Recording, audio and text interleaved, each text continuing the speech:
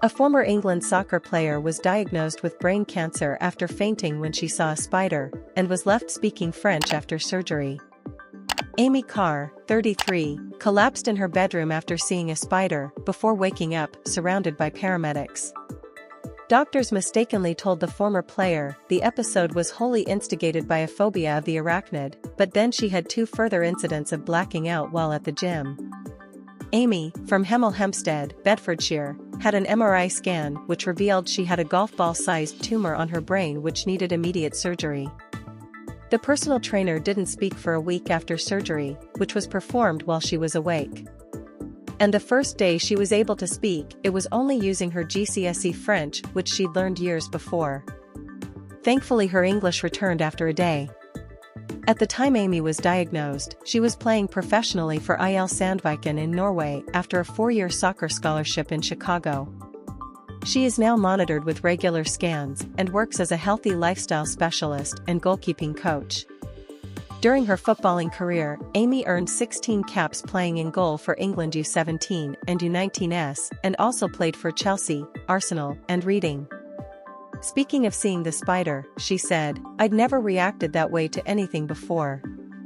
I knew I didn't like spiders, but blacking out seemed like an extreme response. I wouldn't normally pass out just from seeing one." She added, "I knew the risks that came with surgery. I was warned I could die or be left with life-changing injuries. For a week after I couldn't walk or talk.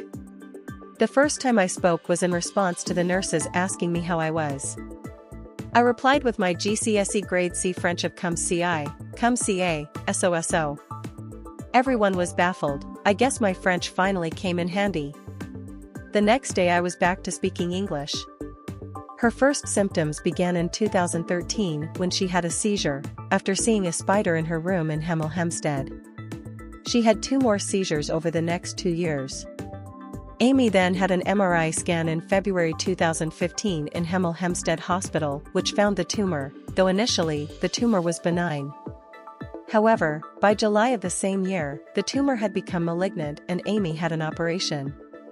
She was given a 5% chance of dying from the tumor, while surgeons also believed an operation had a 45% chance of leaving her paralyzed, and a 45% chance of a complete success and full recovery. Her surgery was performed while she was awake at London UCLH Hospital, in cutting-edge surgery where the patient has their body numbed but they are still conscious. The surgery left her unable to walk and talk for 8 days, and when she did eventually speak, it was in her GCSE level French. Amy also had brutal radiotherapy and chemotherapy alongside extensive physiotherapy. When it came to radiotherapy and chemo, nothing could prepare me from its brutality, she said. During the beginning, I vomited 27 times in 2 days. It got better, but it was hard. The tumor impacted her coordination, and Amy also says she's noticed changes in her personality.